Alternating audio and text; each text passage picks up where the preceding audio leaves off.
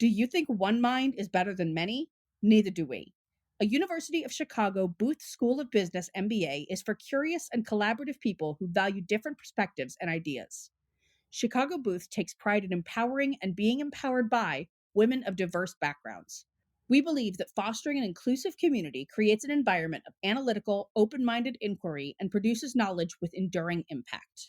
Learn more today at chicagobooth.edu/elevate. Welcome to the Ellevate podcast, conversations with women changing the face of business.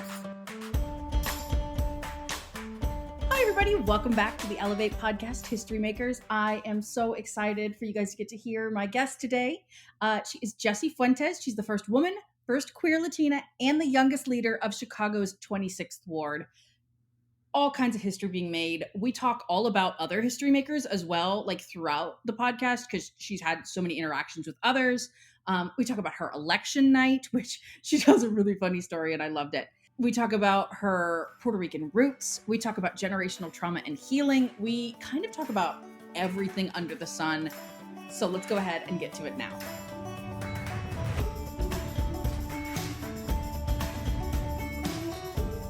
I am so excited today. Today we have Jessie Fuentes, the first woman and youngest alderperson ever to lead Chicago's 26th Ward. How are you? I am doing well, but how are you doing today? I'm doing great. It's busy, but I feel super lucky. I always tell folks that I'm humbled and privileged to have assumed the 26th ward seat, being the first queer Latina to ever be elected to a community that I was born and raised in is, probably one of the greatest honors that I'll ever have. Yeah, that's actually something you mentioned that I was going to bring up is when we first read your name on the podcast a while back, because we always read off the people who've made history. I guess the news articles were promoting you as first woman and youngest alderperson. But today, when I was doing a little bit more research, making sure, they also mentioned you're also the first queer Latina to do it, and I was like, why is that not in the headlines? Like, hello. Yeah. So our ward has always been ran by cisgendered straight men, always. And so it's the first time in history that we have a queer Latina run for the seat. It's not the first time that a Latina runs or even that a queer person runs, but that a queer Latina and the youngest in council can assume the seat. Yeah. And it's actually funny because that kind of happened with the same thing with the last person I was just talking to, who I think they'll come out in order of recording, but where they had mentioned that she was the first woman, but they didn't mention that she was also the first openly gay person to lead that organization. And I was like, I'm going to need headlines to step it up. That's right. That's right. Yeah, Get the history changing in totality. exactly. And as a member of the LGBTQ community, I'm like, we need all the representation and the mentions we can get right now. Exactly. Specifically because we're currently in a political moment nationally, right? Where there's so many states that are repealing rights among LGBTQ folks across the country, in which our Supreme Court is continuously attacking the LGBTQ community. And so we're in a moment in which our representation matters, right? And all of the wins that our community can put forward matters, and we should be celebrating those, naming those, publishing those, and making those headlines. And so I completely agree. Absolutely. So I always start out with the big question. I know it's a big one, but feel free to interpret it however you like. How did you get to where you are today? Yeah, that's a great question. And so, on the campaign trail, and even today, I tell folks, my lived experience is not typical for folks who choose to go into elected office. I'm an individual that has the lived experience that most of our elected officials are saying they're fighting to improve. And so I was born and raised in the Humble Park community. I am a daughter of two parents that suffered from substance abuse. My father spent an overwhelming majority of my life in prison. And, I was a young person that didn't have the social emotional skills to grapple with that historical and generational trauma.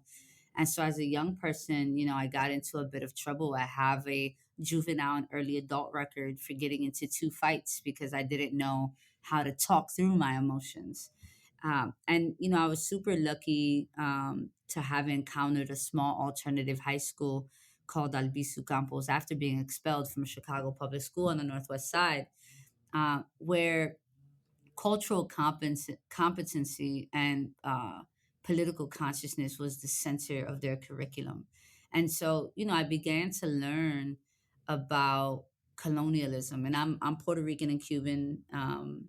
I am a Puerto Rican activist, and I make no apologies about, being an independentista, believing in the independence and the anti-colonial process of Puerto Rico.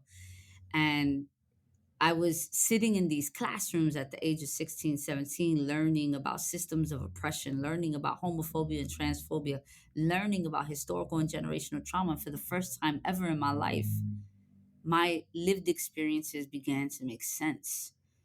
And I became less angry because it wasn't that I wasn't loved as a kid by my parents because they didn't want to, but because they too were marginalized by a system that made them incapable of showing that emotional love to their children. And and it's not that my parents didn't love me, right? I think my mom's a phenomenal human being, um, who also needed to heal herself from her historical and generational trauma. But it was, I tell folks all the time, I am proof of concept that when we invest in young people and we wrap around them and provide them the services that they deserve and so desperately need in many moments in their lives, that they can become agents of change in their own community and hopefully for the entire world. And so at the age of 16, 17, I turned, my pain um, into propane and became an activist, right? I started organizing at a very early age. My first political project was a project called Humble Park No Se Vende, which was fighting gentrification in the Humble Park community. I later on headed a campaign to free political prisoners. And then after that, I got into education and trying to end zero tolerance policies. And, I've been on a road of organizing and activism ever since. And I spent 10 years in education as a school administrator. So young people are really important to me. And, at the height of the pandemic, we were watching gun homicides double in many areas of the city, in some areas triple. So public safety had become really important to me. I can't tell you how many young people we had to bury and close caskets for, that were taken from us due to gun violence, and how many parents and family members were not prepared to lose their children, and the toll that that had on communities like Humble Park, El Mosa, Belmont Cragen, the wards that I represent. And I left education altogether to do policy work, to really be able to build culturally congruent violence prevention and intervention programs on the Northwest Side, and really replicate models that were trauma informed and healing centered that we knew would work. Um, and then I realized, it's hard to be the policy wonk, and it's hard to push for what you believe is good work when you don't have legislators that believe in the same, right? And so I had quickly come to a point in my life where I was like, if I want something to change, then I'm going to have to be the legislator who's going to demand for it to change. And so I chose to launch my candidacy for office. Now it's the first time I've ever ran for office. I've worked campaigns before. I, worked Delia Ramirez's campaign when she ran for state rep, when she ran for Congress, Lillian Jimenez's campaign, even my predecessor's campaign. And so I was familiar with the field work of what it meant to run a political campaign, but not at all what it meant to be the candidate. And so running, I knew that I would expose my lived experience and my family to what it would mean to enter an arena in which, a lot of people put negative press about you to try to win a seat. But what we had done differently was really just be honest about who I am and where I come from, and in fact telling people that it is my lived experience and the community that I grew up in and the zip code that I reside in that make me the most qualified candidate for the seat. And so here I am, right? A kid from Humble Park, born and raised, a queer Latina, unapologetic activist, independentista, as the 26th ward alderperson. I love that. And I also love that you kind of casually in there mentioned another history maker. People with sharp ears might have noticed. You mentioned Delia Ramirez. We mentioned her back in November when we did our big roundup of election firsts. She was the first Latina congresswoman elected from Illinois. Yeah. Yeah. Yeah. So I love that, like history makers working together. It's amazing. Yeah. I think Delia might be the first Latina in the Midwest. I We think so because I remember when I was looking her up, it said that, but they weren't like able to confirm it. So I was just like, I'll just say Illinois, but like I think she's the first in the Midwest. Yeah. Yeah. No, Yeah, Delia was someone who broke a lot of glass ceilings. And, I tell her personally all the time, but I always say it in events. It is people like Congresswoman Delia Ramirez, former Senator Cristina Pacioni Zayas, who is now the first Deputy Chief of Staff to the mayor, folks like Representative Lillian Jimenez, who, are all women that represent my ward. And to think that we have now three women who represent the Humble Park community in different elected seats is the first time we're ever seeing a district truly be ran by women. And then, my brother, my Puerto Rican brother, Senator Omar Latino, is always so humble, in paying tribute to the fact that we have a large collective of women who are really just leading the work today. absolutely. So I want to go into, you talked a little bit about generational trauma. You've spoken about it in other interviews as well. Do you want to talk about how, kind of discovering that and that it existed really helped push you forward and it sounds like helped you heal, which I know a lot of people same story. Yeah, no, absolutely. So I think that for me, what was transformative was walking into a space in which I wasn't being penalized for the trauma that I was carrying. Rather, I was asked to be in a moment of reflection, and I was engaged in conversation about what was making me angry, what was making me reactive, and really getting the support needed to be able to uh, really identify some of the moments in my life that had really changed my social emotional abilities, through my early teenage years. And it was the first time that I was receiving that type of social emotional support that was really rooted in restorative justice practices, healing centered practices, but also indigenous practices, right? Engaging in peace circles, understanding indigenous practices and how that's connected to our history and who our people are, um, really allowed me to become open about my lived experience. But more importantly, it was transformative to engage in that process with people who grew up in similar experiences, um, as mine, right? And so the counselors that were supporting me understood my lived experiences because they also grew up in this community. The therapists who were helping me get through some of that trauma also grew up in this community. And so it was also about having that sense of community and home space that really made the difference.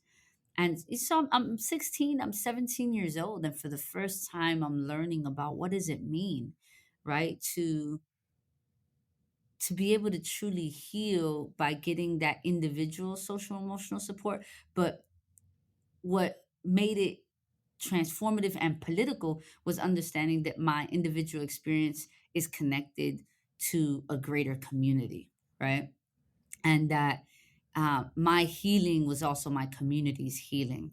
And that if I can use my story and share it with our community and show a world of possibilities, then not only was I helping myself and my relatives and my family and my parents, but I was helping a greater community, to really see possibilities, and who they can become, and what our community can possibly be. And so I chose that life very early, and a part of it was also just wanting like a space to belong to, right? Like wanting somewhere to call home and to feel important and to feel like an active player in something greater than myself. And the work here in the Puerto Rican community had offered that in a way that nowhere else could. right? I had immediately become a part of a large organizing movement against gentrification, police brutality, for affordable housing, culturally competent curriculum, to eliminate the school to prison pipeline. Like, I had become a part of something much larger than myself. But these were all of the things that had impacted my life and my parents' lives, in a way that I could not have articulated had I not been given the tools and the language by a small alternative school, right? Like, this school is so small. It has 170 young people who are in attendance, but it's such a mighty place in that it truly politically transforms who you are and how you see the world around you. Absolutely. I want to go to, you mentioned Puerto Rican colonization, about, being an activist for Puerto Rico. I think a lot of our listeners, kind of vaguely understand, Puerto Rico it's a colony of the United States. But I think a lot of them don't know what the history is. Do you want to go into just a little bit of the history that you think they might need to know in terms of, the Yeah, damages that have been done there? yeah, absolutely. So Puerto Rico becomes a colony of the United States through the Spanish American War. It used to be a colonial property of Spain, and Spain lost its control over Puerto Rico through that war. And then Puerto Rico had become a colonial property of the United States. And it says it, in the Constitution, that Puerto Rico belongs to, but is not a part of the United States. The shirt that I am wearing today belongs to me. I get to do what I please with it. I can wash it, I can bleach it, I can sell it, I can give it away, I can rip it up, right? The hand that's attached to my arm is a part of me. If I sever it, I can die. And so Puerto Rico has been treated very much like the t shirt that I wear on my body, in that the United States has done whatever it wants to Puerto Rico. And we've seen it through many different initiatives. We've seen it through the naval base testing their bombs on Vieques and the cancerous rates that has caused on the island. We have seen it in a project called La Operación, where there was population control through the operation of women to no longer have children. We've seen it when the Jones Act was passed to make Puerto Rican citizens so that they can fight in the war without Puerto Rican permission. We see it every election cycle when Puerto Ricans are asked whether they want Puerto Rico to be a state, with a referendum of yes or no, up or down, but never having a conversation about the other statuses that Puerto Rico can explore: the independence, free association, or statehood. There has been very little education in Puerto Rico around the future of Puerto Rico outside of its colonial reality. But we also seen colonialism, you know, expose itself after Hurricane Maria. Hurricane Maria devastated the island. It left many individuals and families homeless. It left many houses in Puerto Rico without roof. It destroyed an electrical system, leaving Puerto Rico without power. And we know how difficult it is to live on a Caribbean island without power. That means you don't have refrigerators, you don't have water, you do not have AC, and you're living in the dark and you're living in the heat. And the federal government could not have moved any slower in the aid and in the rescue and in the relief and in the rebuilding of Puerto Rico than it did after Hurricane Maria. We are years beyond Hurricane Maria, and there still are thousands of blue tarps on homes in Puerto Rico because the federal government has refused to give Puerto Rico the aid that it deserves. And that is because Puerto Rico is not a part of the United States. It belongs to the United States. It's a piece of property. It has been treated as a piece of property for centuries. And the people of Puerto Rico deserve self determination. I think obviously there's a lot of conversations about what that looks like, right? People in Puerto Rico should know that if you become a state of the United States, what happens to your native language? What happens to your history? What happens to your Olympic teams? What happens to your own natural resources? Then who owns that, right? Like, no one has answered those questions. I think that we have been so caught up in this conversation around citizenship that we have lost sight of the possibility of losing everything else that makes us Puerto Rican in the first place. And I think that there's a real possible way to decolonize Puerto Rico, to achieve the self determination of Puerto Rico, with educating the people of Puerto Rico in all of the possibilities and allowing the people of Puerto Rico to make the decision for themselves. Now, I personally believe in the independence of Puerto Rico, but I should not make the decision for the people of Puerto Rico. The people of Puerto Rico should make the decisions for themselves, but they should make it with having all of the information at their fingertips. The people of Puerto Rico have no idea what their future can look like because we've never told them what it could look like. And I love that you ended that by saying, this is my position, but ultimately it is and should always be up to them. And I fully agree. Yeah. Yeah. So moving back, I always try to ask our anybody that's in government, especially if they had to win an election, what was election night like for you? So that's a great question because I actually love telling this story. So it was a three-way race with a write-in, and I don't know how much you know about how the campaign trail went, but I was the target of negative mailers and negative press. My one of my opponents, along with FOP Lodge Seven, spent a lot of money just trying to drag me. Utilizing my juvenile record, which we still got questions about how they gained access to, and my early adult record to say that I was unqualified for the position because decisions I had made over a decade ago, more than a decade ago.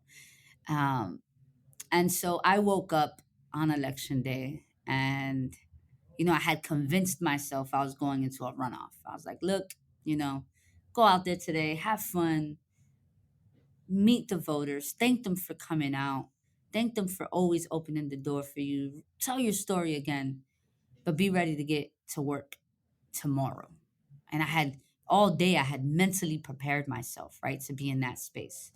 And so, we visited an overwhelming majority of our polling locations. I was received well by voters at the polling locations. There are many individuals who even brought the negative mailer to the polling locations and said, I can't believe they would do this to you.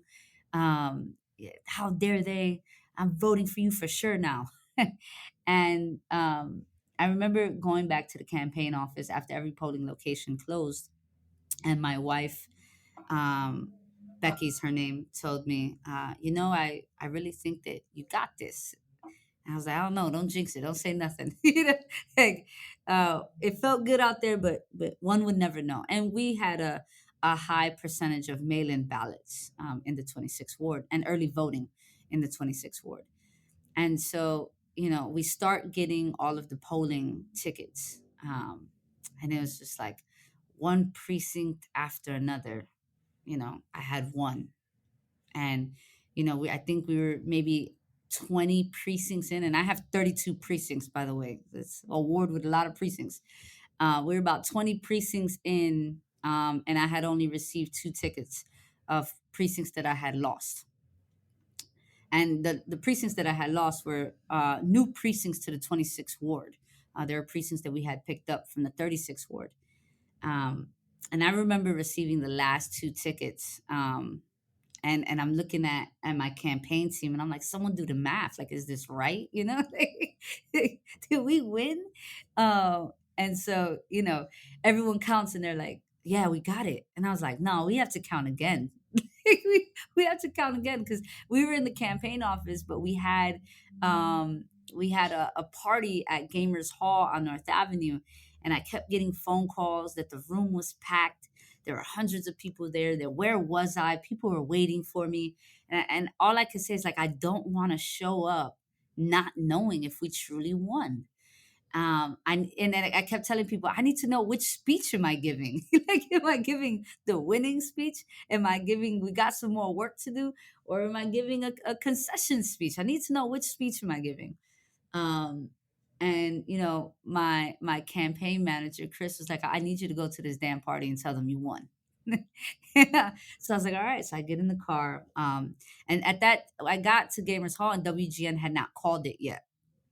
We knew it, obviously, because I made my team count every polling ticket like 4 times. But WGN had not called it yet. And so I walked in and, there's about 200 people in the room.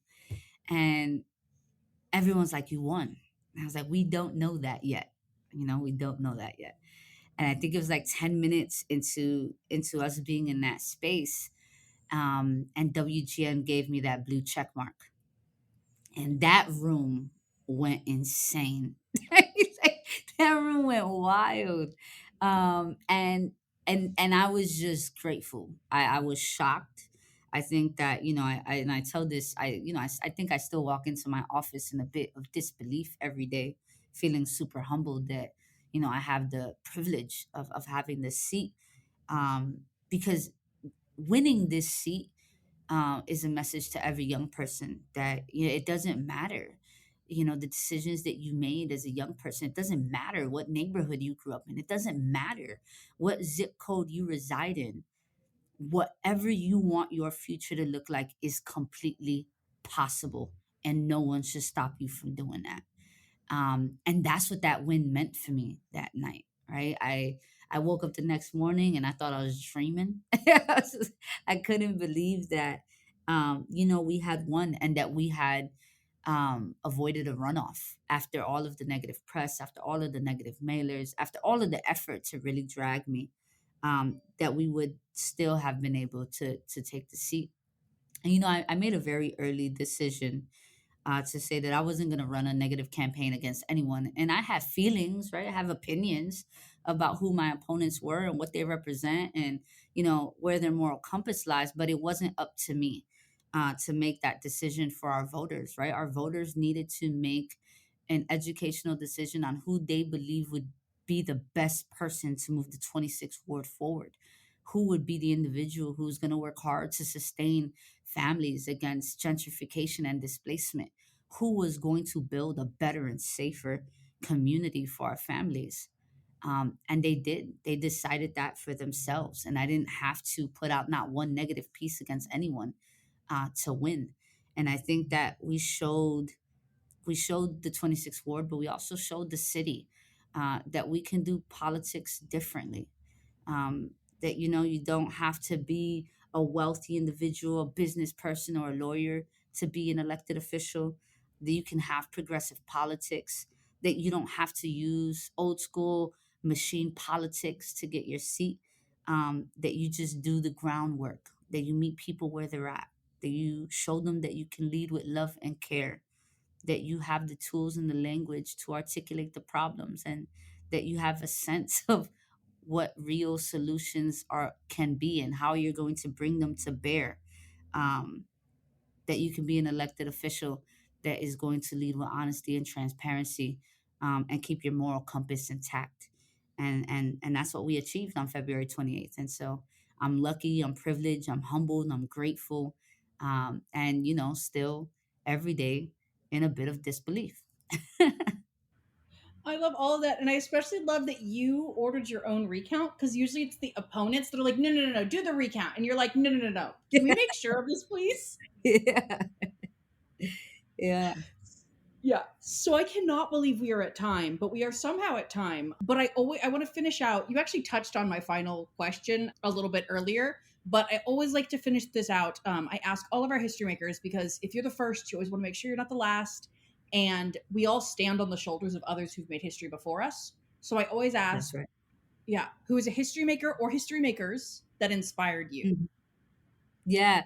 Well, I think, look, I'm the fourth Puerto Rican elected, to the 26th ward seat. It started, with Luis Gutierrez, followed by Billy Ocasio, then Roberto Maldonado, and now I'm the fourth Puerto Rican, to assume the seat. And so, I think it's really important to always acknowledge that, right? And that, our community, our Puerto Rican community, has worked really hard to ensure that the person who assumes the aldermanic seat also represents the interest of a community that has been historically marginalized and oppressed. And so I'm grateful for the Boricua men that have come before me. And I'm also really grateful for the community that continues to organize to make sure that their voices are heard, in city council. But I'm also extremely grateful for people like Delia Ramirez, a progressive Latina who is unapologetic about movement work, right? And I am a progressive queer Latina who's also unapologetic around movement work. She broke so many glass ceilings and showed a world of possibilities, and I'm grateful to her. my friend, she's a sister to me. We worked in so many different spaces together. Former Senator Cristina Pasanizaya, as now first Deputy Chief of Staff to the mayor, mentored me in so many different ways. She taught me how to be unapologetic, how to be front and center, how to lead a movement, but also, how to be a convener and a coalition builder. And it is, because of her relationship and her mentorship that I am here, and very confident about our ability to lead and transform the city. Absolutely. I can't retweet, like, just yes, all of that. Rethread, I guess, is the new thing. Um Yeah. yeah. So thank you so much for coming on. This has been amazing and just truly a blast. Oh, thank you so much. I love being here. You can invite me back whenever you like. I'll be more than happy to continue to share. Yes, we can, because I only got to, like, because all your answers were so good. I was like, I was gonna ask about gentrification. I was gonna ask so much, but I was like, how are we at time? Yeah, no, we could definitely have another episode and talk about displacement. Yeah, absolutely. Well, keep an eye out for that, listeners, because I'm gonna. There's a few of our history makers that I've already been like, oh, we're gonna have to have you back. Yes, Yeah. yes, yes. Well, thank you so much for coming on. This has been amazing. Awesome. Thank you. Thank you. Ellevate Network drives real results for ambitious women trying to break through the glass ceiling and achieve success in their careers. We offer a platform full of resources and opportunities for growth, all designed to help you unlock your potential. With Ellevate support, you can take the first step toward achieving your professional goals. With a supportive community and tangible resources at your fingertips, you're only one step away from reaching your fullest potential. Join us today and take advantage of our 30-day free trial to start building the career of your dreams. Thanks so much for listening to the Ellevate podcast. If you like what you hear, you can subscribe, give us 5 stars, and share your review. You can learn all about Ellevate membership and all the great things that Ellevate Network is doing at our website, www.ellevatenetwork.com. That's ELLEVATE network.com. And special thanks to our producer, Katherine Heller. She rocks. Thanks so much, and join us next week.